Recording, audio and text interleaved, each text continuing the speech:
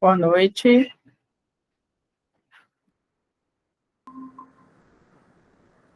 Vamos começar aqui.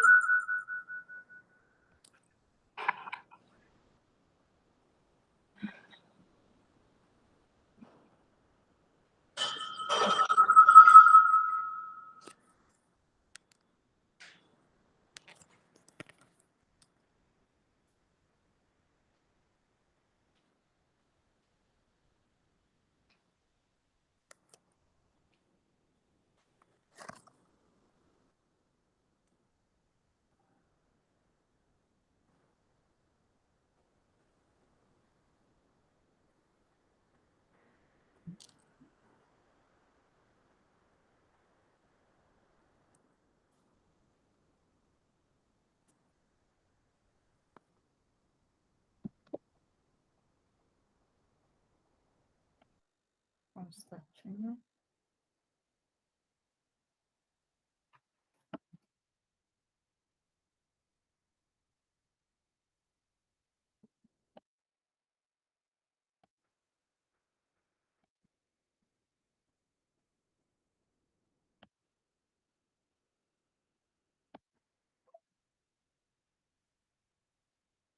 Pessoal, vamos lá, então.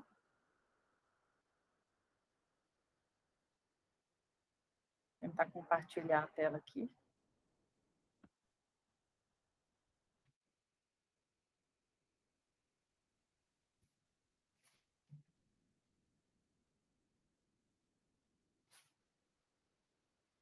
Hoje nós vamos falar de energias de ordem física. Só para a gente contextualizar, nós estamos ainda dentro de traumatologia forense. A gente já viu que a traumatologia forense vai tratar de energias causadoras de traumas, causadoras de lesões. E a gente viu que, de acordo com França, né, ele usa uma classificação que, na verdade, é de Borre, de um autor chamado Borre, e ele divide essas energias em 7 categorias diferentes. E eu falei para vocês que as 4 primeiras são as mais importantes. Energias de ordem física, energias de ordem mecânica, química e físico-química. E aí, hoje nós já falamos das energias de ordem mecânica, é matéria certamente presente na prova de vocês, qualquer que seja a carreira, e hoje nós vamos falar da segunda que mais cai, junto com a físico-química, que são as asfixias, a energias de ordem física caem muito na prova também. Nós vamos falar vários representantes das energias de ordem física, mas disparadas que caem mais na prova são a temperatura e a eletricidade, tá? É a 1 e a 3 são as que mais caem. Mas nós vamos citar todas, falar um pouquinho de todas, vamos falar tudo que você precisa saber de temperatura, tudo que vocês precisam saber de eletricidade, e geralmente, quando cai algumas das outras, ou simplesmente vai perguntar a que categoria de energia pertence. Então, pode perguntar, por exemplo, luz, é energia de ordem o quê? É química, é física, físico-química, e o som. Então, esse slide aí já foi matéria de muitas questões de prova aí, Brasil afora, mas inclusive da FUMARC, tá bom? Então, vamos lá, pessoal. A energia de ordem física tem como definição uma modalidade capaz de modificar o estado físico dos corpos e cujas consequências podem ser tanto uma lesão corporal, uma ofensa corporal, um outro dano à saúde, que a gente vai ver, ou até a morte, tá? Pessoal, aqui na energias de ordem física, uma coisa que a gente já tem que ter em mente, diferente do que a gente viu nas energias de ordem mecânica, é que aqui, muitas vezes, a gente não vai conseguir olhar para o corpo, quando a gente está falando em termos de exame médico legal, né, exame do Instituto Médico Legal, ou mesmo o perito, o investigador, ele não vai olhar para aquele corpo, para aquela vítima, e vai conseguir saber o que aconteceu muitas vezes. Nós vamos ver que as energias de ordem física, elas vão depender muito do contexto onde o paciente está, tá? Então, isso já foi matéria de prova, né? A gente vai ter que sempre contextualizar esse paciente para a gente conseguir saber o que foi que aconteceu com ele, para a gente conseguir definir a causa da morte, tanto a causa médica, né, falar se morreu devido à temperatura, devido à pressão, à eletricidade, como a causa jurídica da morte, falar se foi um acidente, se foi um homicídio, tá, um suicídio.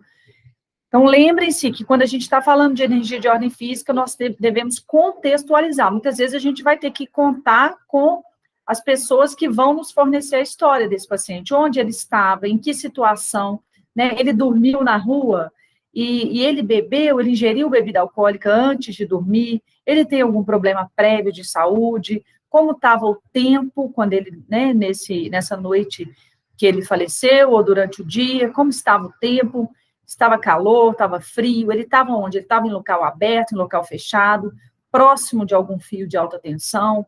Todo esse contexto vai ser extremamente importante para a gente definir as condições desse paciente aqui, tá? Dessa vítima.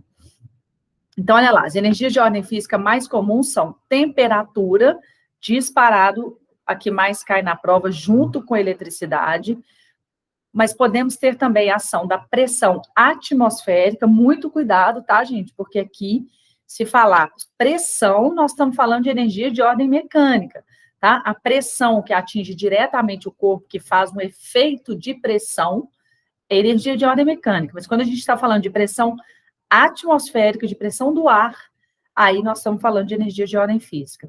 A radioatividade, a luz e o som também são exemplos que já caiu para citar em energias de ordem física. Nós vamos começar falando da temperatura, que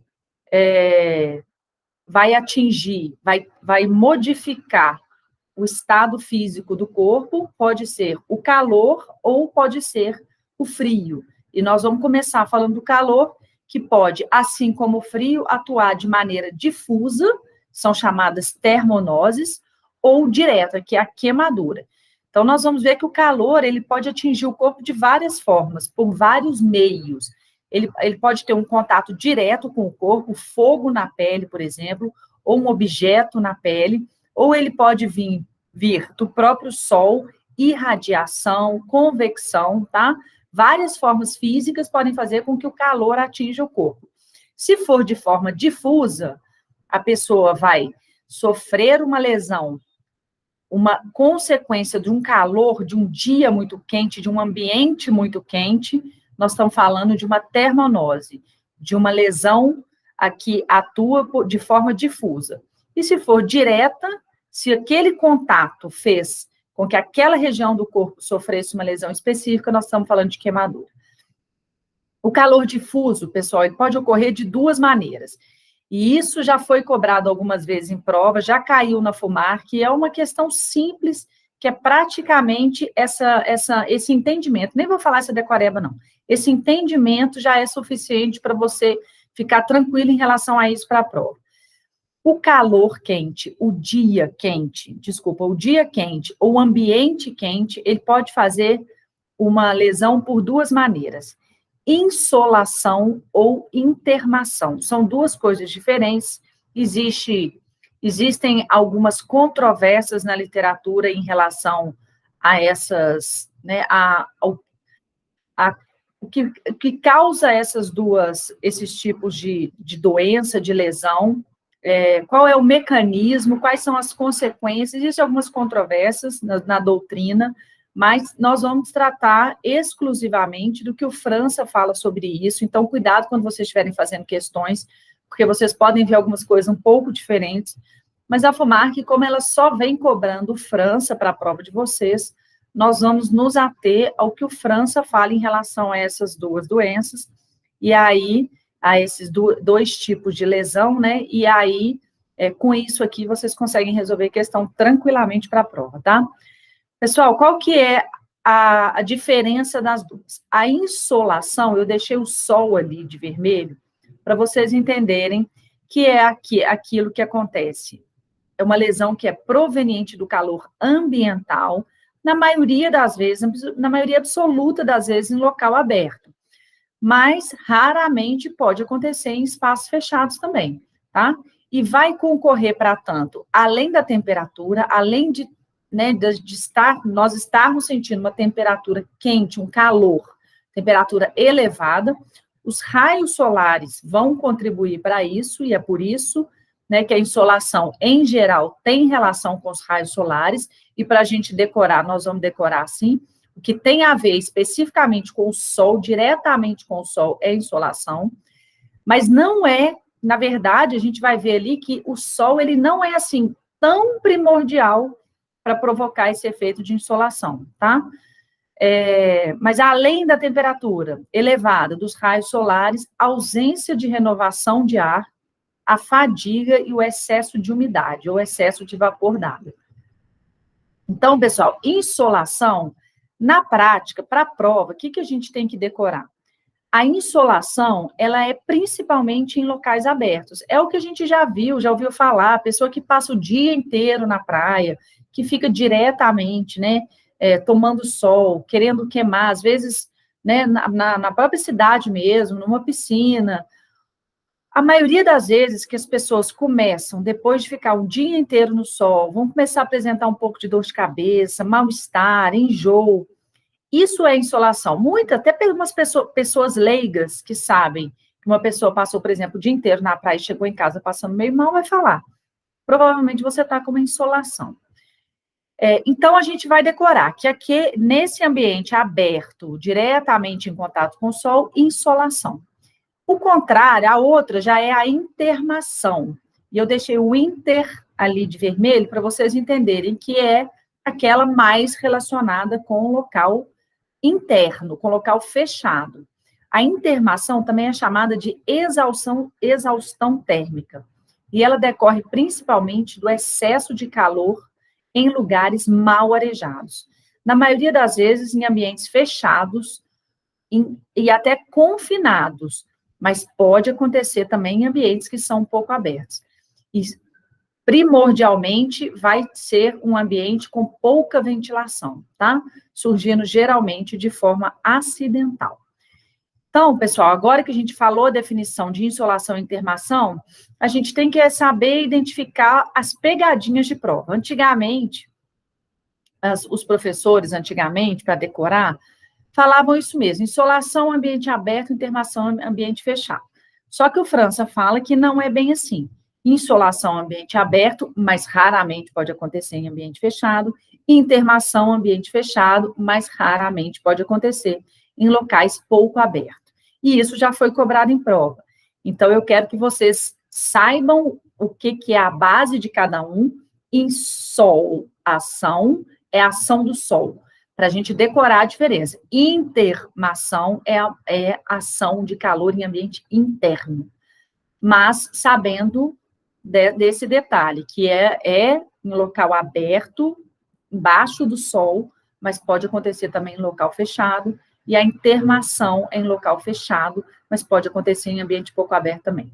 O exemplo mais comum de intermação são aquelas pessoas que trabalham em ambientes que faz fundição de metais, que são ambientes extremamente quentes, e como mexe com fundição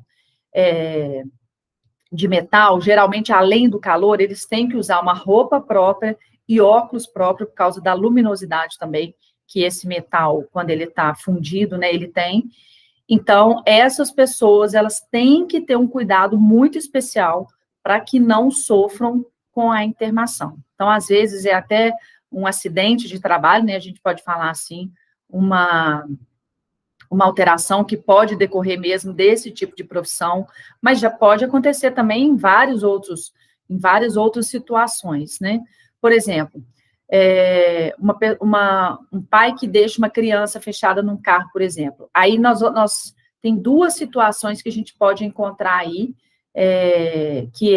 nós vamos ver depois mais para frente, a asfixia pode ser decorrente dessa situação também, mas se deixar o carro embaixo do sol, ambiente muito quente, sem renovação, mesmo que deixe o vidro um pouquinho aberto, e aí não vai ter renovação direta de ar, calor em ambiente fechado, a gente pode ter aí um caso de intermação. Podemos ter asfixia também nesse caso, então nós vamos ter que analisar esse corpo muito bem, entender todo esse contexto para a gente saber, né, que isso já aconteceu, se nesse caso foi decorrente de asfixia ou de exaustão térmica. Mas existem várias outras situações, né, em que, em locais muito quentes, pode acontecer simplesmente do ambiente estar mal arejado e aquela pessoa que está ali em decorrência de muito calor e a falta de ventilação pode começar a ter um mal-estar ali e apresentar um caso de internação. Aí, como eu falei com você, geralmente nós vamos conseguir contar com um médico legista para receber esse corpo lá e falar assim, isso foi insolação, isso foi internação, só examinando o corpo, não tem jeito, tá? Nem de saber se foi um dos dois, muito menos de diferenciar um dos dois, tá? Isso vai depender de todo o histórico, de todo o contexto, tá? Para insolação, pessoal, o ambiente mais aberto, que geralmente existe uma umidade grande também, e que vai provocar a insolação, os fatores predisponentes que a gente tem que avaliar se aquela pessoa estava fazendo muita atividade física, ou ela estava mais quieta, quais são as doenças pré-existentes, principalmente aquelas do coração e da circulação, também do sistema respiratório, como que é o metabolismo basal dessa pessoa, e o França também cita função da paratireoide, da glândula suprarrenal, isso aí eu acho que não é importante para a prova de vocês. Já na internação, é o que eu falei para vocês, ingestão de álcool, falta de ambientação climática, o que é isso? O próprio corpo, quando a gente está num ambiente muito quente ou muito frio, ele é capaz de lançar mão de algumas alterações do nosso metabolismo para compensar isso, aquecer nosso corpo se estiver muito frio, ou fazer com que nosso corpo perca calor em ambiente muito quente. Mas quando esses mecanismos falham, aí a gente vai sofrer com a insolação ou com a internação, tá? As vestes, né, que estavam sendo usadas naquele contexto, enfim, o contexto dessa vítima tem que ser sempre analisado em caso de termonoses, ação do sol na insolação, mas pode acontecer em ambiente fechado também, ou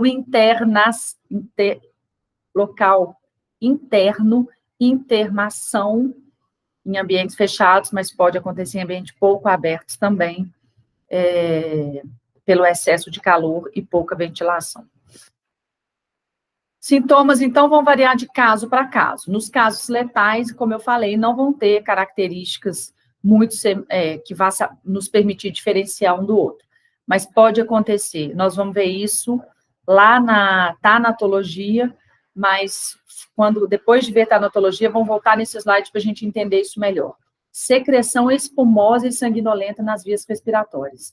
Tá? Vai acontecer o excesso de calor, faz vasodilatação no corpo todo, pode ter congestão em alguns órgãos e congestão no pulmão por excesso de vasodilatação para tentar perder calor, por isso que a gente fica vermelho, por isso que a gente fica suando, é porque para tentar perder calor, os vasos dilatam e tentam fazer com que parte desse calor seja perdido para o ambiente, do mesmo jeito que a gente pode inchar, pode ficar vermelho, os órgãos também, e no caso do pulmão, essa secreção vai acabar provocando uma alteração que pode ser vista no corpo dessa vítima, no casos letais. A rigidez cadavérica também é precoce, tá? Justamente porque o excesso de calor faz com que haja uma exaustão do nosso sistema respiratório celular, então vai gastar ATP, vai consumir oxigênio muito rápido, e com isso, precocidade da rigidez. A putrefação a gente já sabe, né, por experiência de vida, que as coisas apodrecem muito mais rápido no calor, né, e elas se mantêm menos próxima da putrefação no frio, né, por isso que a gente coloca as coisas na geladeira, por isso que a gente congela o que a gente não vai usar, comida que a gente não vai usar aí nos próximos dias, a gente congela, carne a gente consegue manter congelada, né, por um tempo bom, porque o frio faz com que a putrefação seja menos rápida, né, e dependendo do frio, ela pode até não acontecer, mas o calor já antecipa essa putrefação. E a congestão, é o que eu falei com vocês, pode acontecer além da congestão dos órgãos, alguns quadros de hemorragia de víscera, mas eu acho que isso também, para vocês, não tem muita importância para essa prova. O diagnóstico, como eu falei, deve ser feito pelos antecedentes, pela análise das condições do local e ausência de outras lesões sugestivas de causa-morte, percebidas na necrópsia. Então, se tiver todo um contexto de insolação, mas tem ali uma lesão pérfuro contusa, por exemplo, a lesão pérfuro contusa provocada por projétil de arma de fogo, nós não vamos pensar em termonose, nós vamos pensar em outra causa, tá? Ou teve ali um infarto na hora que vai fazer o exame médico legal, percebeu o coração infartado, enfim, todo o contexto e a falta de outras lesões que nos permitam determinar a causa da morte, a gente vai suspeitar de termonose, tá bom? E o calor direto? O calor direto cai até mais em termos de calor, o calor direto, queimaduras caem mais do que as termonoses, mas quando cai termonose, cai naquele conceito.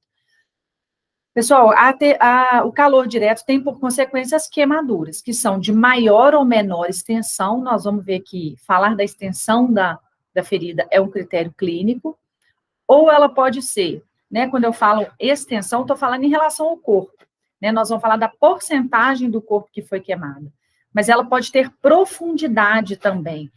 Nós podemos ter um corpo todo queimado, 80% do corpo queimado, mas com uma queimadura leve, uma queimadura de sol, por exemplo, que é uma queimadura de 1º grau, a gente vai ver, ou a gente pode ter uma queimadura que pegou um palmo do meu braço, mas foi uma queimadura profunda, e aí a classificação vai ser de profundidade. Nós vamos ver que elas podem ser classificadas em 1º, 2º, 3º e até 4º graus, tá?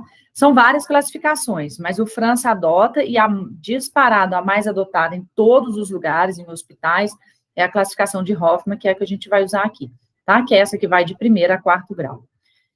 Pode ser uma queimadura infectada, tá? Ou não, isso aí vão ser coisas que vão vir decorrentes, né, como consequência dessa ação direta do calor, né? Depois essa queimadura pode infectar. E elas podem advir de ações da chama, que é direto da chama na pele, é o que acontece no fogão, por exemplo, né? De uma pessoa que está distraída, passa o braço em cima de uma trempe que está acesa, ou uma criança, né?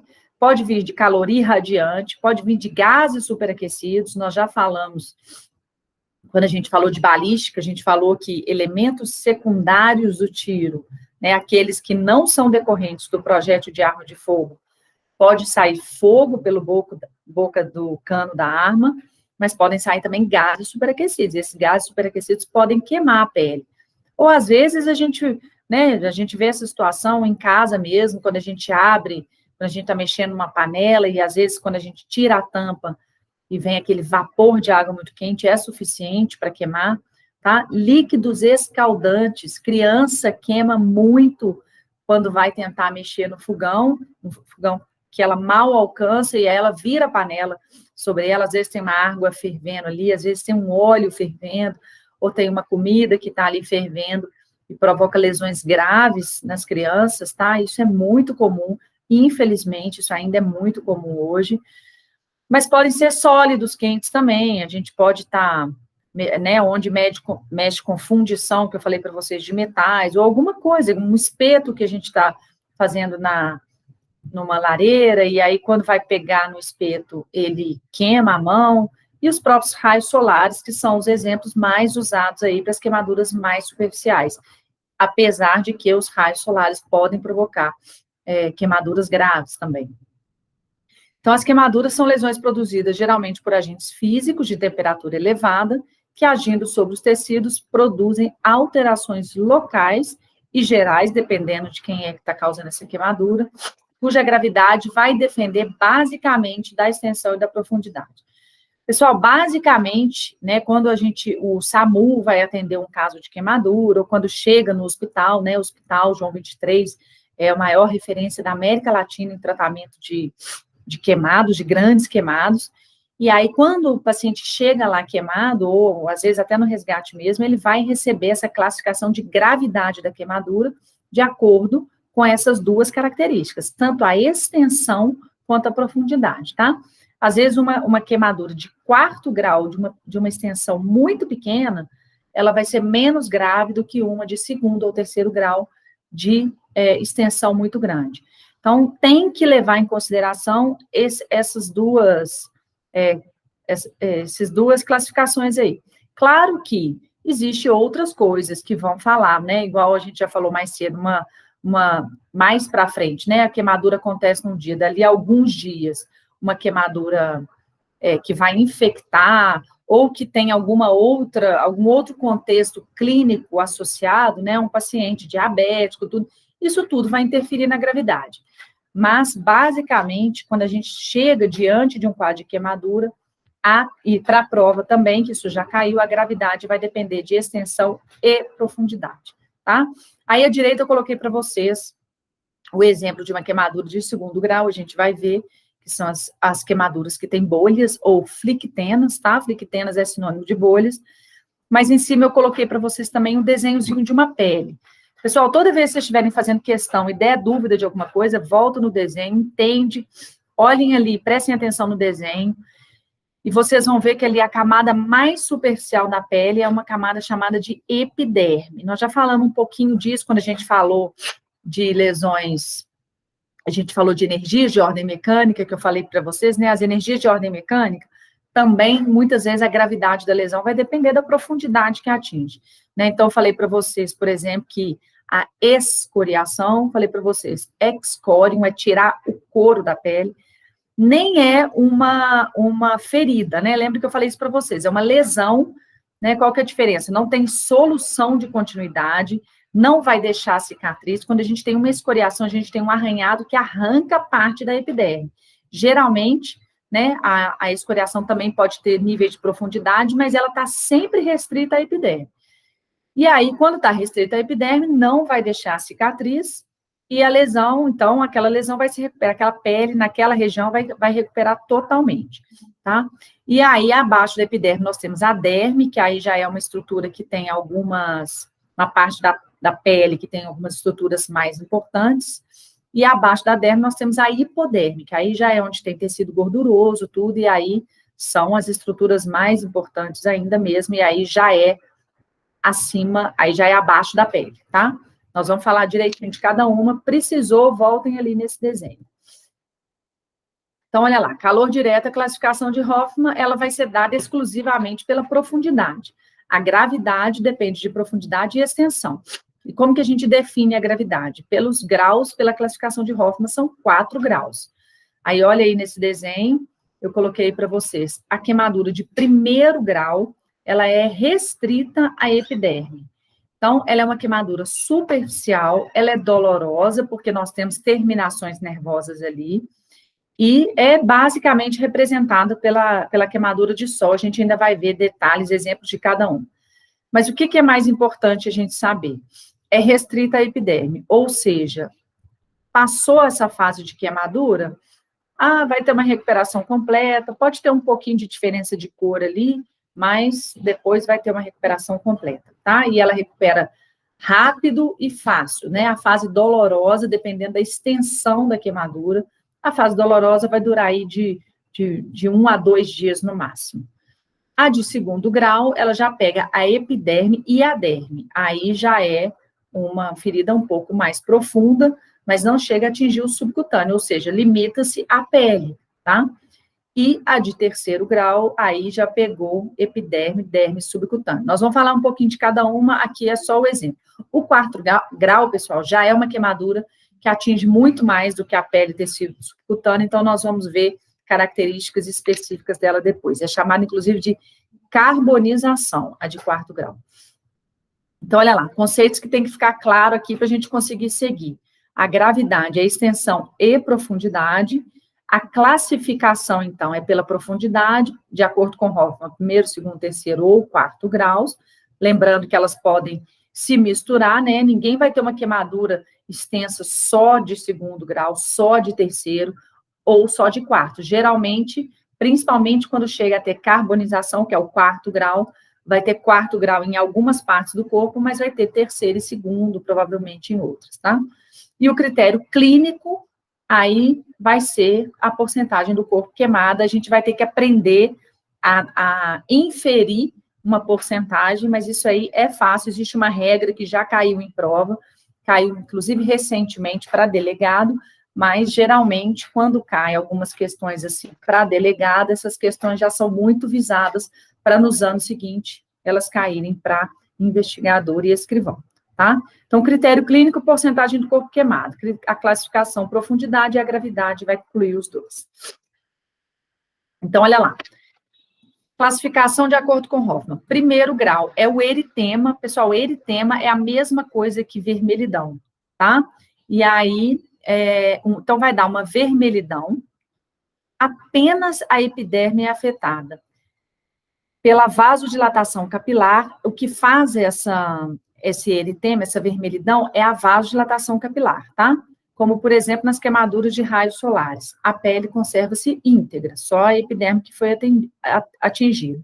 Então, isso quer dizer o quê? Não produz cicatrizes, embora possa ter uma pigmentação, uma coloração desigual. Ali onde você queimou, pode ficar um pouco mais claro ou, eventualmente, um pouco mais escuro do restante da pele que não queimou ali. Mas isso não tem relação, é só porque o França cita isso, o que a gente tem que saber é, atingiu o epiderme, recuperação completa, não deixa marca, não deixa cicatriz, tá? Existe uma tríade que a gente observa nas queimaduras de primeiro grau, e é uma tríade que tem um epônimo famoso, e por isso eu sugiro que vocês decorem esses epônimos dessas aulas de energia de ordem física, porque eles costumam cair. Vou falar para vocês quais são os mais importantes. Esse aqui não é, mas justamente porque os outros já caíram muito, eu apostaria da gente saber todos esses relacionados à classificação de queimadura, tá? Então, a tríade é essa vermelhidão com o inchaço, toda vez que a gente tem uma vasodilatação, que os vasos sanguíneos dilatam muito por alguma agressão ao corpo, a gente vai ter vermelhidão e inchaço. Inchaço, a gente já aprendeu lá na energia de ordem mecânica também, que o nome correto para a gente falar disso é edema, tá? Então, quando eu tenho vermelhidão, inchaço e dor, que todo mundo que já queimou de sol, todo mundo que já queimou superficialmente, né, com algum outro tipo, mesmo com os gases superaquecidos, sabe disso, que ali fica rapidinho, fica inchado, fica vermelho, e aquela região fica muito dolorida. Ali nós temos, então, essa tríade, é o sinal de Christensen, tá? É uma reação vital, como tudo no nosso corpo que representa uma reação do nosso corpo a alguma agressão, então bateu, ficou vermelho, mostrou equimose, a equimose está mudando de cor, porque os macrófagos estão indo lá e limpando aquela região, daquele sangue que ficou ali na malha, tudo isso é sinal vital, o nosso corpo está reagindo à agressão. Então, o sinal de Christensen, obviamente, só vai acontecer no vivo, né? Se chegar alguma chama, alguma fonte de calor em contato com o cadáver, obviamente vai ter uma queimadura ali, mas essa queimadura não vai mostrar sinais de reação vital, não vai ficar vermelho em volta, tá? Não vai ter não vai ficar inchado e muito menos vai causar dor, né? Porque nós estamos falando agora de um cadáver. Então, o sinal de Christensen, eritema, edema e dor, queimadura de primeiro grau, tá? Sinal de Christensen, primeiro grau. Só acontece a tríade do sinal de Christensen no vivo. E a de segundo grau? A de segundo grau, além de ficar vermelha, também vai ficar, porque teve alguma agressão no nosso corpo, vai ter vasodilatação ali, vai ter inchaço, porque isso é uma reação do nosso corpo, essa agressão. Mas, além dessas coisas, nós vamos encontrar também as bolhas, ou flictenas. E essas flictenas, então, elas vão ganhar um epônimo também, que é o sinal de Chamber. Então, Christensen, primeiro grau, Chamber, segundo grau. Chamber é a que mais cai dessas relacionadas à queimadura direta, e essa tem que saber, tá? Não vão para a prova sem saber os epônimos dessa aula de hoje. Essa aula aqui e a aula lá da balística, com as feridas pérfuro-contusas, e outros que nós vamos falar, tá? São epônimos que a gente precisa saber. Então, deu bolha na queimadura de segundo grau, nós estamos falando do sinal de Chamber. Pessoal, tem uma coisa importante que a gente não viu tanatologia ainda, ou se você já viu, você sabe que na fase gasosa da putrefação, nós temos também a formação de bolhas. Mas é o que eu falei para vocês, né? É claro que a pele, quando ela é chamuscada, mesmo no cadáver, ela até pode acontecer formação de bolha, e na putrefação, mesmo sem calor, vão aparecer bolhas, tá? Isso é parte do processo de putrefação.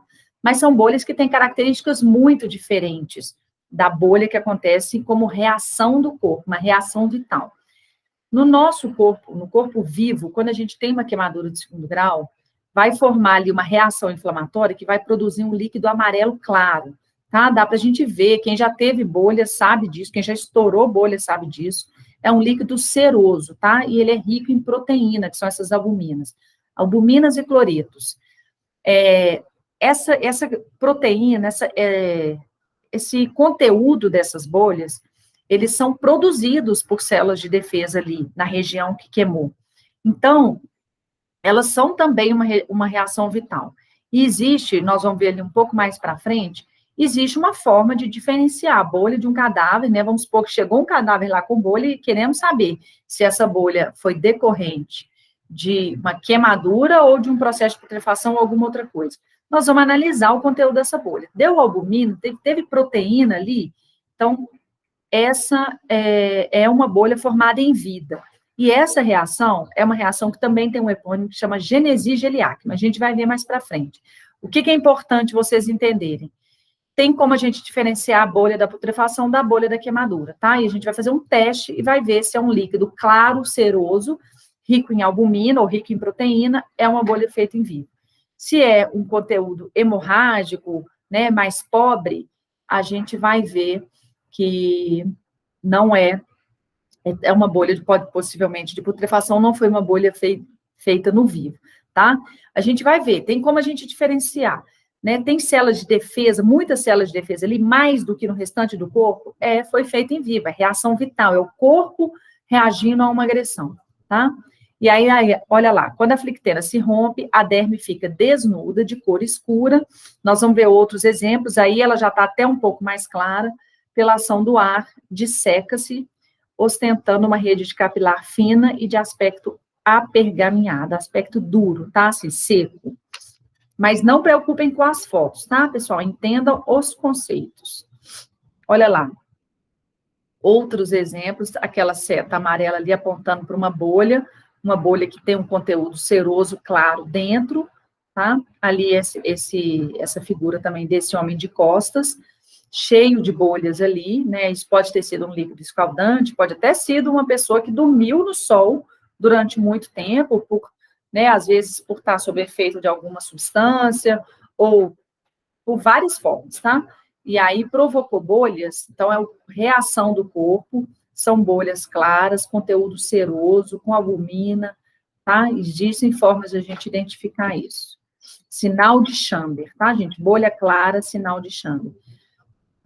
Mais uma vez aí mostrando para vocês, percebam que na maioria das vezes, no momento, nos dias, principalmente no primeiro dia depois da formação dessas bolhas, em volta a gente tem queimadura de primeiro grau, né? Em geral, a gente vai ter queimadura de primeiro grau numa região maior e, mais especificamente, a queimadura de segundo grau, aí já vamos ter um edema mais importante, uma hiperemia ou eritema, mesma coisa, vermelhidão, a gente pode chamar de hiperemia ou de eritema.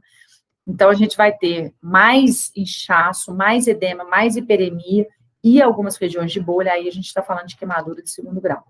Na foto dessa mão aí, já é uma evolução, a hiperemia ou eritema já melhoraram e as bolhas ainda não se romperam, mas percebam como essas bolhas são muito amareladas, muito serosas, e esse conteúdo seroso, ele é característico de uma reação vital, tá? E as de terceiro grau, aí elas já são produzidas, na maioria das vezes, por chama ou sólidos superaquecidos, tá? Dificilmente a gente vai ter uma queimadura de terceiro grau por gases, por exemplo, superaquecidos, ou por líquido, ou por uma água fervendo, dependendo, né, se esse líquido é mais oleoso, aí pode acontecer sim, mas o mais comum são chamas ou sólidos superaquecidos. E aí vai acontecer o quê, pessoal? Uma coagulação necrótica de tecido mole. Aí essa queimadura de terceiro grau, ela já é muito mais profunda, ela vai atingir tecidos abaixo da pele, ela vai chegar até próximo de músculos, e ela vai destruir, inclusive, todas as terminações nervosas que chegam ali. É por isso que esses tecidos, depois de algum tempo, eles vão ser substituídos por outros tecidos de granulação, e aí sim, nós vamos ter aqui a formação de cicatrizes, e cicatrizes geralmente grandes, cicatrizes que vão precisar de fazer uma retração da pele, né, porque são áreas que o tecido que estava ali, que poderia cicatrizar e refazer aquela pele, eles são todos consumidos, eles são destruídos por essa coagulação necrótica.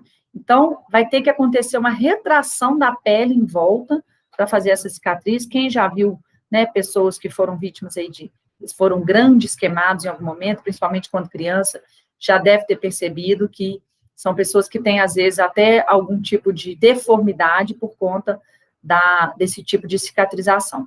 Tá? A cicatriz pode ser retrátil ou meramente queloidiana. Isso aí também não vem ao caso, não é muito importante para a gente, não. Pessoal, por ser uma queimadura muito profunda, como eu falei, que destrói até os nervos da pele, é incrivelmente uma queimadura que não dói, tá? Ela não dói porque a dor significa, né? A dor acontece porque existe um estímulo de uma terminação de um nervo, tá? É como se o nervo ficasse ali bem, como a gente fala assim, nervos à flor da pele, né? Exatamente, são essas terminações nervosas que ficam ali, que recebem estímulos. Quando eles são estimulados, eles mandam uma mensagem para o nosso cérebro, e aquilo é entendido como dor, tá? Agora, como ali ele é tudo queimado, não tem mais terminação nervosa ali, não tem esse entendimento de dor. Então, embora seja a queimadura mais grave dessas até o momento que a gente viu, elas deixam todo esse tecido exposto. Então, elas são facilmente infectadas, elas são queimaduras indolores, tá? Mas é o que eu falei com vocês. Geralmente, aquela região específica aonde tem queimadura de terceiro grau não vai doer. Mas em volta daquela queimadura, muitas vezes vão ter queimaduras de segundo e primeiro grau. Aí essas sim vão doer, tá? Então, vamos lá. Mais exemplos aí, ó, de queimaduras de terceiro grau. Voltei com aquele desenho da pele ali para vocês reverem os conceitos, né? A queimadura de terceiro grau, ela destrói a epiderme, destrói a derme também, e vai pegar essas estruturas que estão abaixo do tecido subcutâneo e vão atingir até os músculos, tá? Dependendo da queimadura. Isso aí tudo sofre um processo que a gente chama de coagulação necrótica. É absolutamente destruído, tá? E quando isso aí vai se regenerando, inclusive, eu falei para vocês que a pele tem até que se retrair, muitas vezes a retração dessa pele pode fazer até compartimentar, ela pode até fazer uma constrição daquela estrutura, e às vezes o médico, o cirurgião plástico, geralmente precisa, às vezes, até de cortar aquela pele, para deixar aquela parte embaixo respirar, porque a recuperação faz com que aquilo ali fique estrangulado, tá? Constrito demais. E aí, percebam como que o tecido fica muito exposto, é muito fácil acontecer infecção aí desses tecidos expostos, esses têm que ser muito bem tratados, muitas vezes vão fazer uso de antibióticos tópicos, né, antibióticos que são passados no local, e dependendo da situação, antibióticos até ingeridos, tá? E aí nós vamos para queimadura de quarto grau, que aí sim, são as mais destrutivas, tá? São mais destrutivas que qualquer uma outra, e se particularizam pela carbonização, chega até o plano ósseo, tá? Pode ser local ou generalizada. Em geral, alguma parte do corpo, né, mesmo que a pessoa fique em algum ambiente que pega fogo por algum motivo, por uma explosão, né, um fogo que seja intencional ou acidental, quando aquela pessoa é retirada, em geral, a gente vai acabar descobrindo partes que não foram carbonizadas, mesmo que a pele aparente está totalmente carbonizada, não necessariamente, internamente, vai estar tudo carbonizado. Mas em situação local, a gente vai perceber em vítimas de incêndio, né, que morrem vítimas de incêndio, as pessoas que morrem vítimas de incêndio, quando tem queimadura de quarto grau, é uma carbonização, literalmente, tá? E atinge até o osso. O próprio osso pode queimar também. E aí, geralmente, né, principalmente em situações mais generalizadas, isso é totalmente incompatível com a vida, tá? E aí nós vamos ver algumas particularidades desses corpos carbonizados. Olha aí, exemplo de pessoas que foram retiradas de locais em chamas, né? Muitas vezes só se consegue retirar esse corpo depois que as chamas já foram apagadas, depois que o ambiente já está seguro, né, já não tem mais risco de desabamento, de nada, e aí vão ser encontrados alguns corpos carbonizados lá dentro. E às vezes a pessoa consegue sair desse local ainda em chamas, e mesmo na tentativa de apagar aquele fogo do corpo que está em chamas, a gente não consegue evitar a carbonização, tá?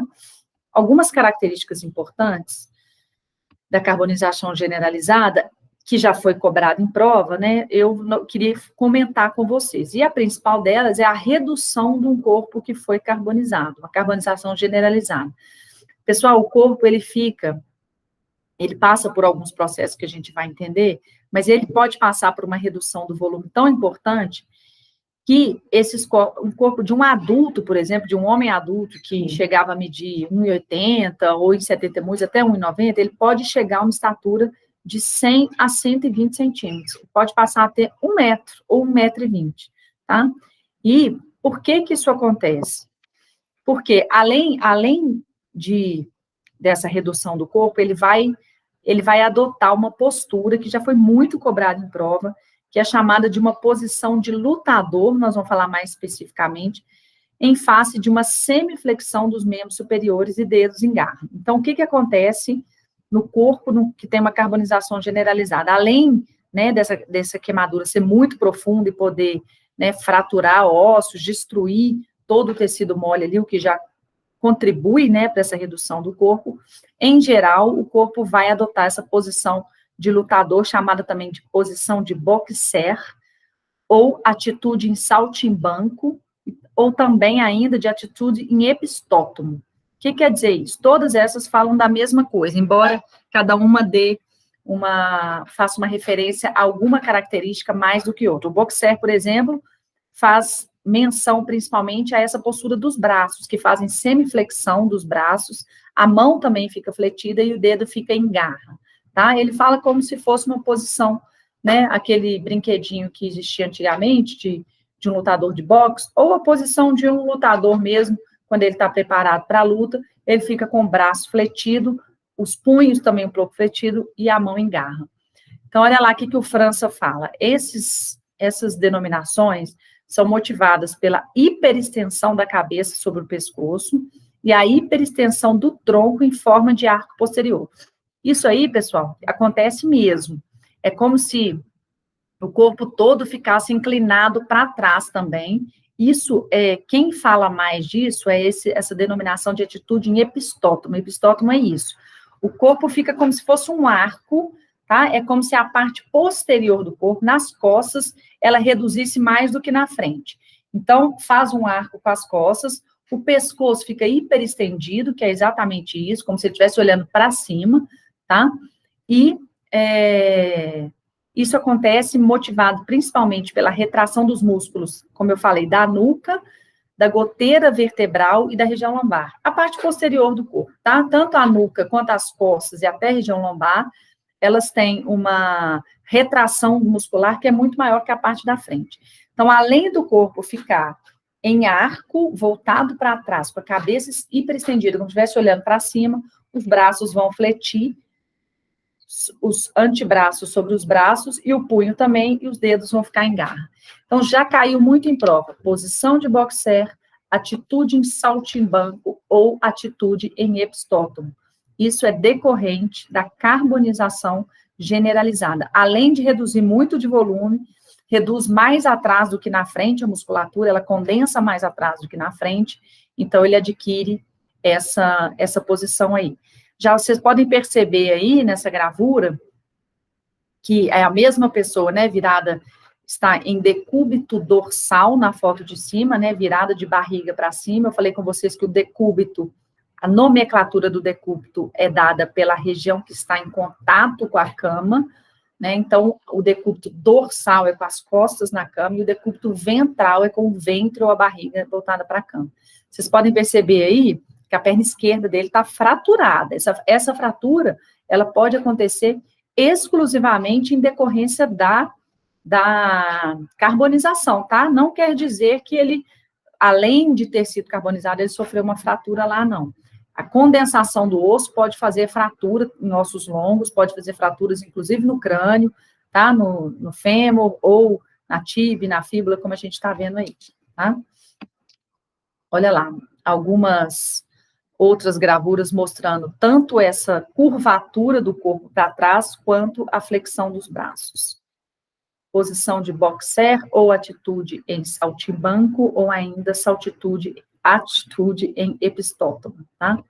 Pessoal, na perícia da carbonização tem alguns detalhes que a gente tem que ficar atento. Como em qualquer perícia, a gente sabe que algumas características do corpo vão dar dicas importantes para a gente, inclusive, se aquela morte ocorreu como ela está querendo se mostrar, ou se não ocorreu algum homicídio, e aquilo ali, aquela situação está sendo feita para despistar esse homicídio, né? A gente já viu que isso pode acontecer em várias situações, no afogamento, na queimadura, na asfixia, né? Às vezes a pessoa morreu por alguma coisa, né? Foi matada, na verdade, né? Ocorreu um homicídio, e aí eles querem simular um suicídio por enforcamento. Aí coloca um corpo que já tinha morrido por outras situações, pendurado numa corda para simular um suicídio. Isso acontece também aqui, tá? Muitas vezes pode-se colocar um corpo já alvejado, por exemplo, de alguma vítima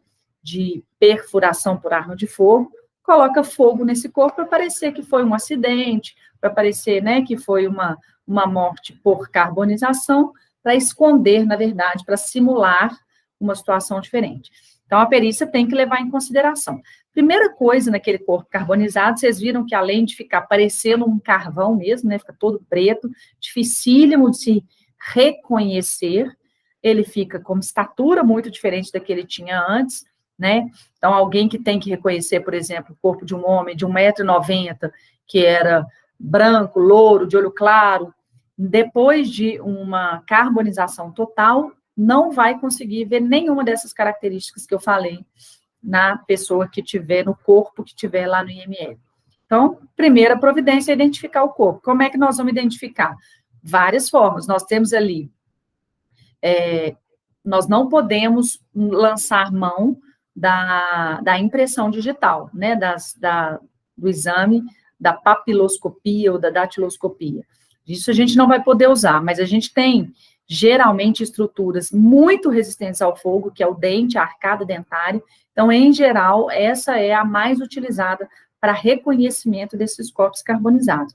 Mas, como a gente, né, já viu ou vai ver, para quem não viu ainda, na identificação de um corpo por arcada dentária, a gente precisa de exames prévios, né? Então, se acontecer de não ter exames prévios, a gente pode lançar mão de outras características, como, por exemplo, até, em última instância, o exame de DNA, tá? Muitas vezes o corpo, a pele está ali carbonizada por fora, os músculos estão carbonizados, mas às vezes a gente tem estruturas poupadas ali dentro de órgãos, né, que podem ser retirados para fazer DNA sem problema nenhum, tá?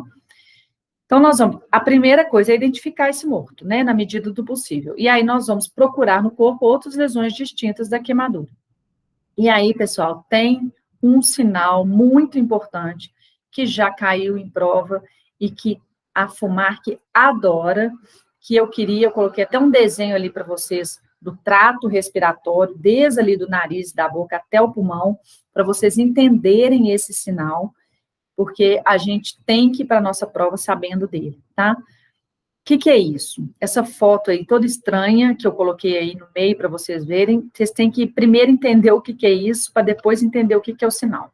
Olha lá naquele desenho da direita, na parte superior, pessoal, o trato respiratório. Ele está dividido em trato respiratório superior e trato respiratório inferior.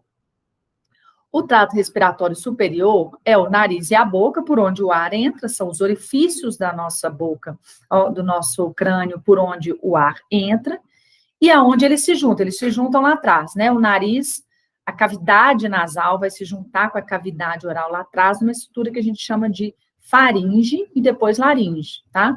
Percebam que dali para baixo nós vamos praticamente num cano só, né? A laringe faz essa divisão entre o trato respiratório superior e o inferior, que abaixo dela é nela que ficam as cordas vocais e a glote que é a estrutura responsável por fazer esse link mesmo, essa fronteira entre trato respiratório superior e inferior.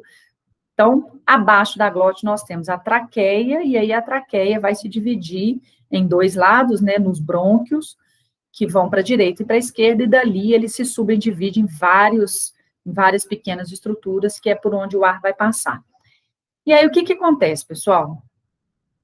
Quando a pessoa está dentro de um ambiente que está tendo um incêndio, se ela está viva, independente de qualquer situação, mesmo que eventualmente ela não morra ali dessa situação, ou se ela estava ali, esteve viva durante um tempo, mas acabou morrendo queimada, se ela estava ali respirando aquele ar do incêndio, que é um ar rico em fuligem, e um gás que a gente chama de monóxido de carbono, que é representado pelo CO, né, diferente do gás carbônico, que é o CO2, mas, basicamente, fuligem, se a pessoa está ali respirando, e principalmente se ela perde a consciência, mas ainda está respirando ali dentro, essa fuligem vai entrar no nosso trato respiratório, né?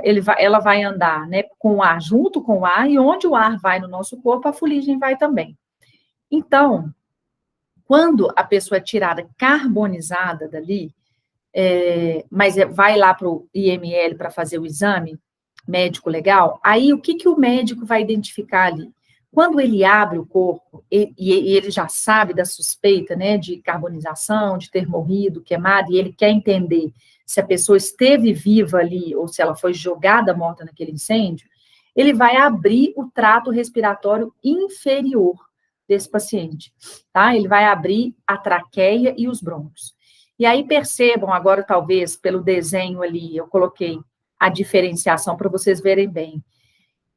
Se ele abre aquela traqueia, como é o desenho de baixo ali, embaixo do desenho tem, e aquela traqueia está limpa, é sinal de que aquela vítima não respirou dentro do incêndio, tá? Por quê?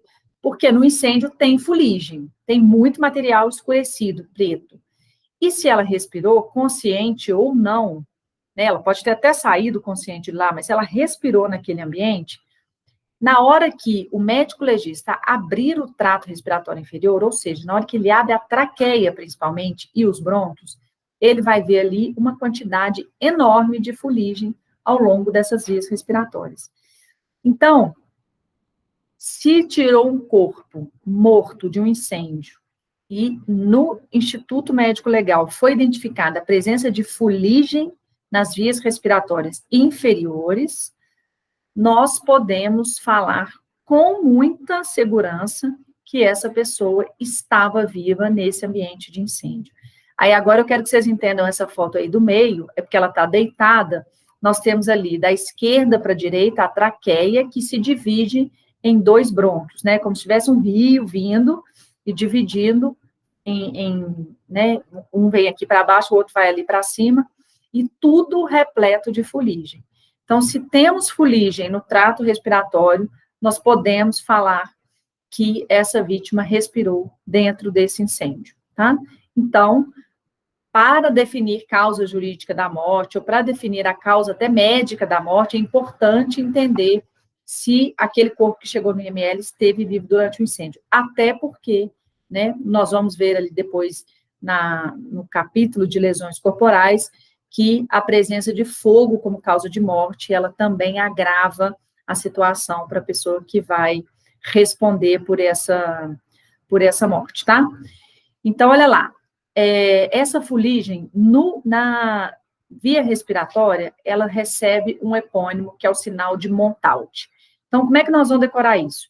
Abriu via respiratória, tá limpo, não respirou no incêndio. Agora, se tem um montão de coisa na via respiratória, um montaute de coisa, aí nós podemos afirmar que essa vítima respirou e a causa da morte provavelmente, então, vai ser a carbonização generalizada, tá? Então, é importante, gente, já caiu muito em prova e a FUMARC adora. Tem um montaute de coisa, tem um montão de coisa na via respiratória, tem um montaute de coisa, tem fuligem ao longo das vias respiratórias, sinal de Montaut, tá bom? O que mais que a gente tem que ver de perícia? Saber o que eu falei para vocês, o sinal de Montaut vai falar, essa queimadura foi no vivo ou foi no morto, tá? E aqui o que eu falei mais cedo, as flictenas podem ser provocadas no cadáver, pode ter bolha que queimou o cadáver depois de morto, ou pode ser processo de putrefação. Mas, nas bolhas do cadáver, nós não vamos ter esse conteúdo seroso com células de defesa. Células de defesa são reação do corpo a uma agressão, e elas só vão estar presentes na queimadura feita no vivo, mesmo que esse corpo já esteja lá no IML. Tá com uma bolha, uma flictena, eu vou ver se, além de ter um conteúdo seroso, tem ali células de defesa. É o que o França chama de exudato leucocitário. Leucócito é célula de defesa. Então, se o corpo foi agredido, ele manda célula de defesa correndo para lá. Tem célula de defesa, essa bolha foi feita ainda em vida. Este é o sinal de Genesis Geliac. Esse não é um epônimo que eu acredito que seja de extrema importância para vocês, tá? Mas o sinal de Montaut e outros que nós vamos falar, alguns que a gente já falou, esses sim são importantes. No final, eu vou fazer um resuminho desses epônimos para vocês, tá? Então, no vivo, ao analisar a flictena, vê-se ao microscópio, além da presença de leucócitos, algumas outras características, olha lá, migração leucocitária, uma hemácia que é mais descorada, edema, enfim, essas características que é bom que vocês saibam, mas não tem que decorar isso para a prova de vocês, não. Outra coisa importante que eu falei, a pessoa respirou CO, respirou monóxido de carbono, tá? Diferente do dióxido de carbono, que tem 2 Os ligados ao carbono. Se a gente pesquisa no sangue e tem uma quantidade considerável de monóxido de carbono, a gente pode afirmar que essa pessoa respirou ali durante um incêndio, tá bom? E outras características que são importantes para a gente não... podem ser fatores confundidores, que eu acho que é também importante para vocês só saberem de forma geral que isso existe, tá?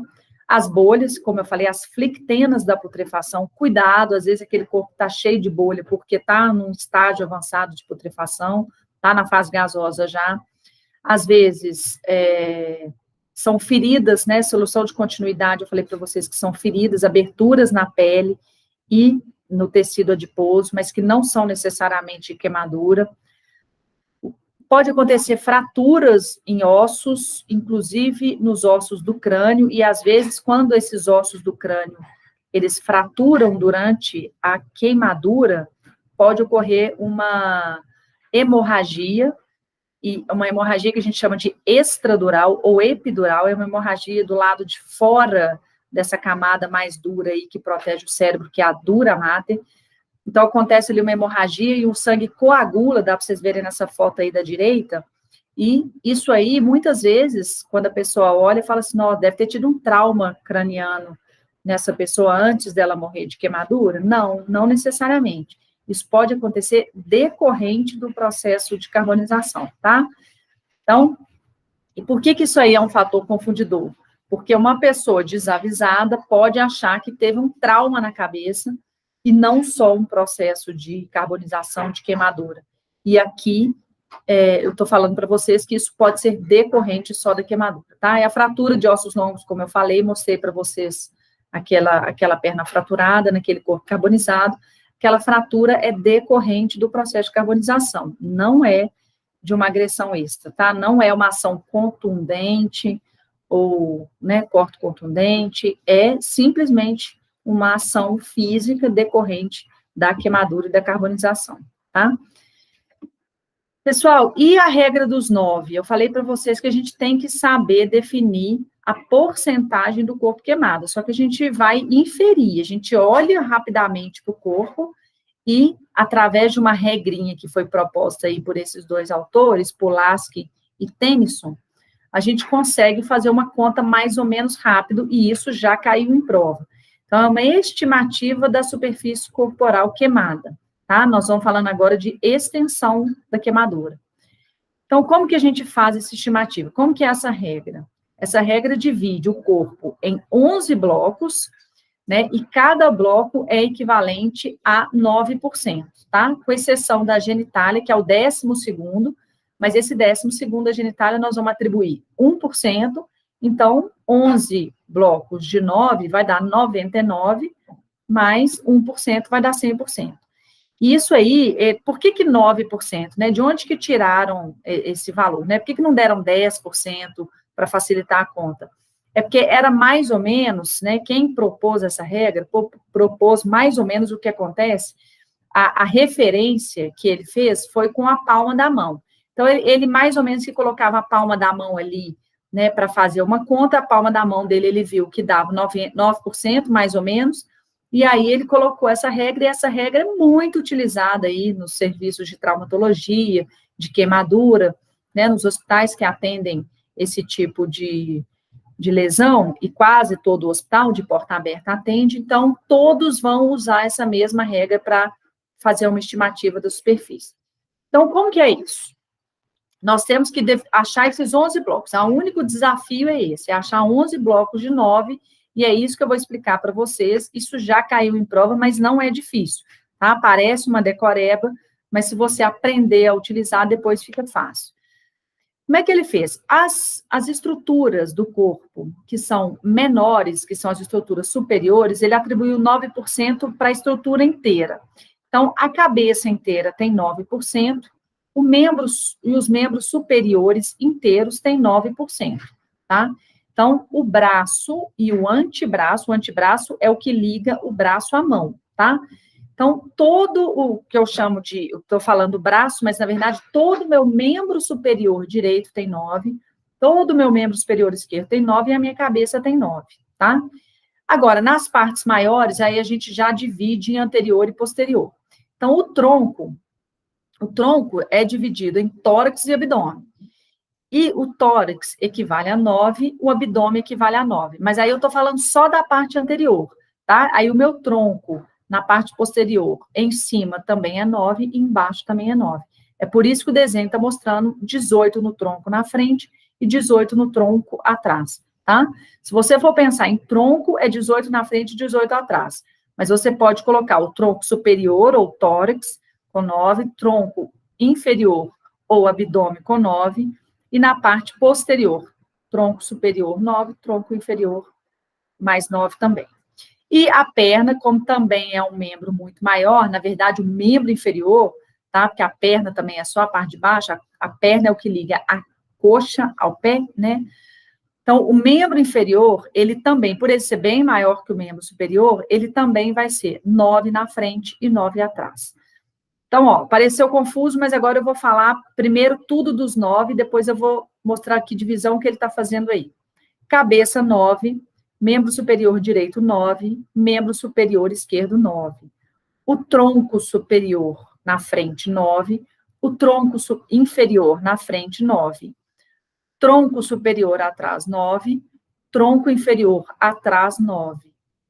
Perna, membro inferior na frente, 9.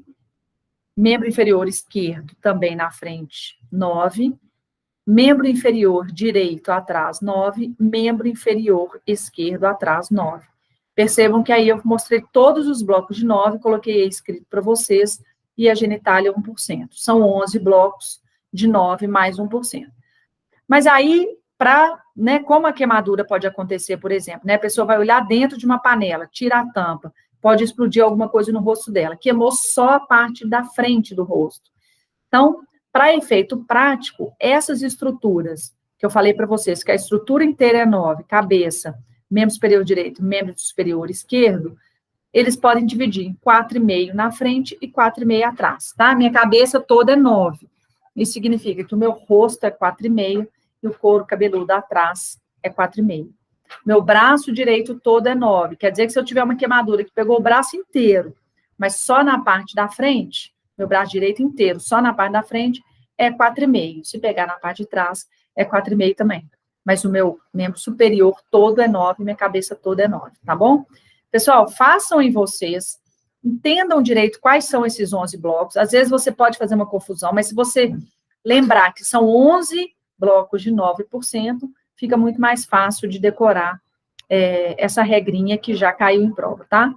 Em criança, nunca caiu em prova para investigador, escrivão, e, na verdade, não vi para delegado também, mas tem uma pequena diferença que a cabeça da criança vale muito mais do que no adulto, porque ela tem uma desproporção, ela tem uma cabeça muito maior proporcionalmente do que o adulto, tá? Então, a cabeça da criança vale 18 também, tá? E esses 18 da cabeça são compensados diminuindo nos membros inferiores, tá? E a genitália também de criança não conta.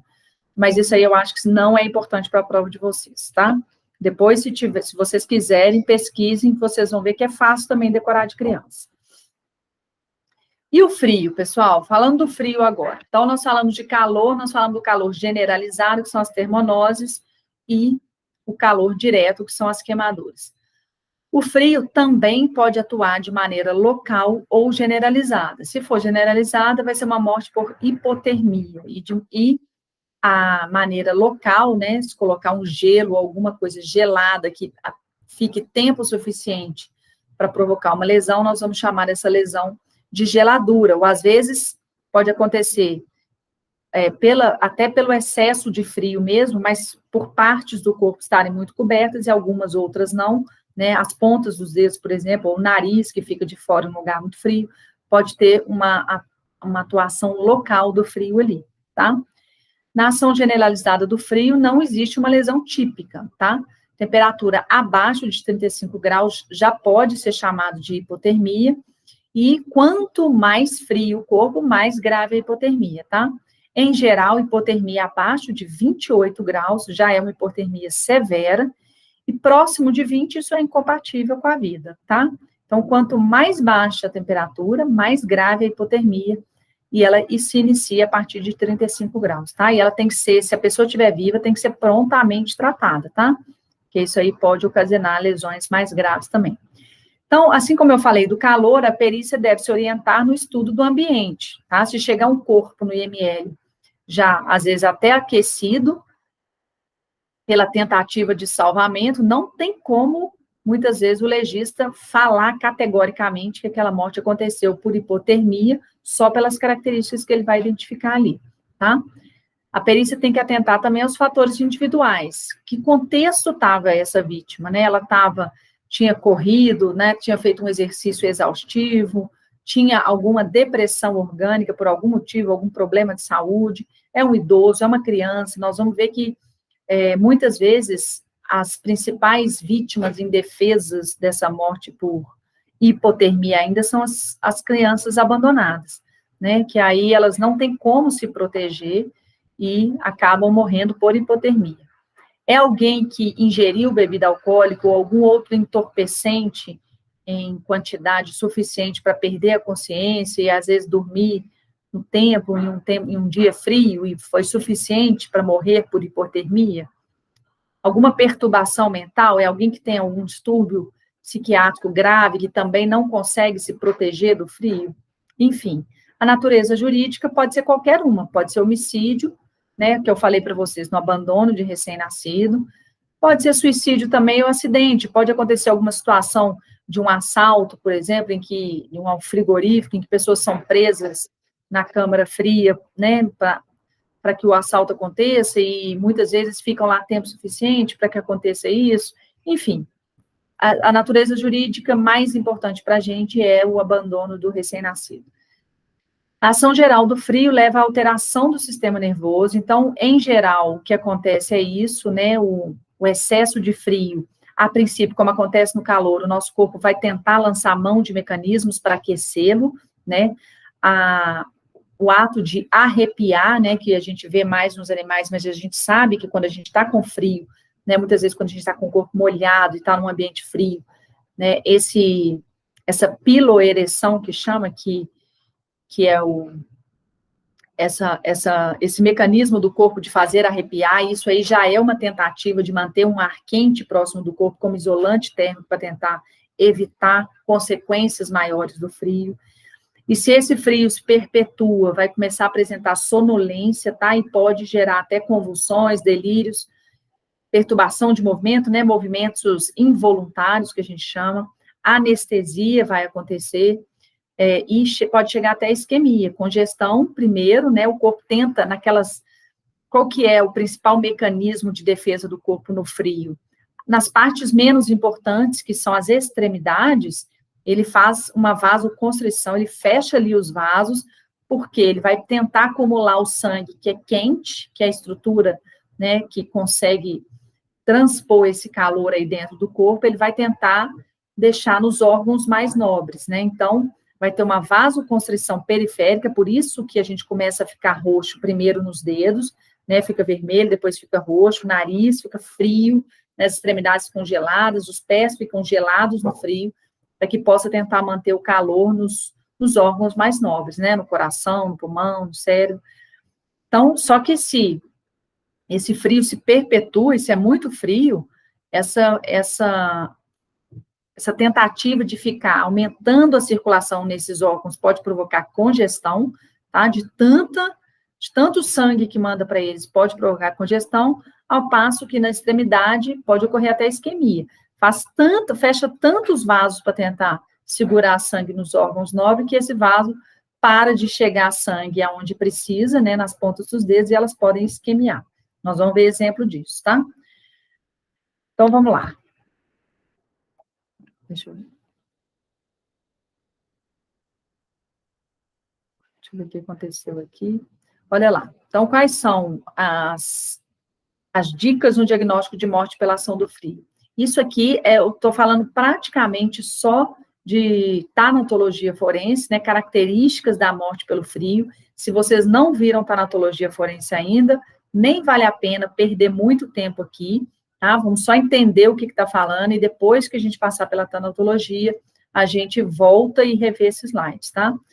A hipóstase ou hipostase, ela vai ser vermelho clara, né, que é aquele sangue que acumula nas partes baixas do corpo, depois, muitas horas depois que o indivíduo morre, né, o sangue pela gravidade vai descer e vai fixar no corpo, nos locais mais baixos, vai descer pela gravidade e aí vai fixar e vai deixar o corpo com uma tonalidade diferente, tá?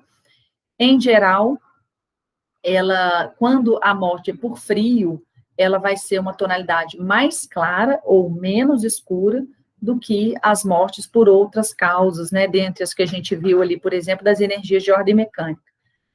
A rigidez, ela vai ser mais precoce, intensa e extremamente demorada, né? A rigidez já vai, assim, é como se congelasse o corpo mesmo. Ela acontece rápido na morte pelo frio e ela demora para ela se desfazer. A gente ainda não viu tanatologia junto, então, depois que passar, vocês vão entender melhor o porquê disso. Pode acontecer anemia cerebral, falta de circulação pela vasoconstrição, a congestão que eu falei para vocês, tentar manter o calor, a circulação naqueles órgãos pode provocar uma congestão. A fratura das suturas cranianas, né? Para quem não lembra, eu deixei um exemplo do que são as suturas cranianas, que é a junção dos ossos do crânio, né? A gente tem os ossos frontais, temporais, parietais, occipital, e eles se juntam, né? Eles são separados, né? Bem independentes, assim, no nascimento, para que o cérebro possa crescer. Ele permite a separação desses ossos, mas à medida que vai envelhecendo, esses ossos se juntam e depois eles se fundem. Mas eles deixam ali no local de fusão uma sutura, uma linha que mostra uma separação entre esses ossos. E pode ter fratura nessas linhas, um osso pode cavalgar sobre o outro, tá? Isso acontece também, nós vamos ver lá na tanatologia, em outras situações, pode acontecer na queimadura, né, na carbonização, e pode acontecer aqui no frio também. O sangue fica pouco coagulável, um sangue mais fluido, como se fosse mais ralo. O coração fica repleto de sangue, pelo mesmo motivo da congestão que eu falei para vocês, tenta guardar sangue no coração, né, fica priorizando os órgãos nobres na circulação, pode ter espuma nas vias respiratórias, e pode acontecer também uma erosão, umas pequenas feridas na mucosa do estômago, tá? Isso aí, pessoal, tem esse epônimo que eu coloquei aí, de Vinchemsky, mas é um nome estranho, mas é uma lesão que pode cair, justamente porque ela é encontrada em 90% das pessoas que morrem por hipotermia, tá? Então, é um sinal muito comum, isso é um sinal muito comum, em se tratando de frio, é possível de cair. Mas basta vocês lembrarem desses infiltrados hemorrágicos, tá? Eu acho que, se for cobrar, vai cobrar mais pela lesão do que pelo epônimo, né? Frio não cai tanto quanto calor e a eletricidade, mas tem possibilidade de estar lá na prova, tá? Principalmente se tratando de FUMAC. E aí, na pele, então, a gente pode observar algumas características de lesão direta do frio que a gente vai ver, tá? Que são bolhas semelhantes à das queimaduras. Então, olha lá, temperatura, ação localizada do frio, também chamada de geladura, ela equivale mais ou menos à queimadura, apresenta lesões até parecidas com as da queimadura, são produzidas das queimaduras produzidas pelo calor, mas aqui elas são produzidas pela ação direta do frio, tá? Olha lá, pessoal, elas são também classificadas em 4 graus, assim como as feridas da queimadura, e elas têm características também semelhantes. A do 1º grau, ela pode ter palidez, ou seja, quem já pegou gelo sabe, né? Quem coloca gelo, né, em alguma parte que sentiu dor, que está sentindo dor, sabe que, a princípio, na hora que você está colocando gelo, aquela região pode ficar bem branca. Palidez é ficar branco, né, no local. Então, a princípio, ele pode ficar branco, branco, branco, e depois que você tira o gelo, às vezes, ou mesmo se você deixa o gelo por mais tempo, depois que fica branco, ele vai ficar vermelho, bem vermelho. Então, aqui fala palidez ou rubefação. Rubefação a gente já viu, né, em energia de ordem mecânica, que é uma vermelhidão, assim como hiperemia, assim como eritema. A rubefação, a gente viu lá como uma lesão bem fugaz, né, que acontece com lesões como tapa, como agressões de ação contundente que são muito fugazes, né? A gente viu que isso lá na energia de ordem mecânica é chamado de rubefação, aquela vermelhidão fugaz. Então, rubefação, eritema, hiperemia, tudo é sinônimo. Então, palidez ou rubefação local e aspecto anserino da pele. Esse aspecto anserino, nós vamos ver isso depois em afogamento também, é simplesmente dado pela que eu falei para vocês, por essa característica da pele que ficou arrepiada. Ela fica arrepiada e como se fosse, como uma característica mais ressecada, tá? Então, nós vamos ver isso com mais detalhes depois em afogamento. Mas, então, 1º grau, lá na queimadura, a gente viu que era basicamente eritema, e a gente viu aquela tríade de Christensen, eritema, edema e dor, tá? Aqui vai ter eritema também, mas pode ter palidez. No 2º grau, o que a gente via lá na queimadura? As flictenas, né? As flictenas, bolhas com aspecto claro, seroso.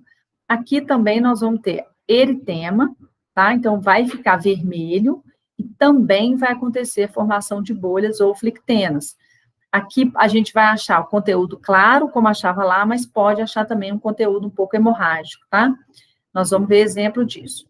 No 3º grau, do mesmo jeito que acontecia na queimadura, nós temos necrose de tecido mole. E aqui com formação de croças enegrecidas, aderentes e espessas. E o 4º grau, como acontecia lá na carbonização, aqui nós vamos ter gangrena e desarticulação. Nós vamos ver algumas fotos feias disso. Depois que acontece uma geladura de 4º grau, não tem mais a menor hipótese de recuperação. Inclusive, a partir do 3º grau, já é necrose, já não tem, né? Na de 3º grau, a gente pode ter recuperação do envolto ali da parte que necrosou, mas no 4º grau, em geral, na verdade, em regra, acontece amputação dessa parte que gangrenou. Então, vamos ver uns exemplos. Em relação ainda à gangrena e desarticulação, as provas adoram falar desse exemplo que aconteceu, né, depois da Primeira Guerra, que foi muito comum entre os soldados que ficaram nessas trincheiras que eram feitas, né, para esperar o inimigo.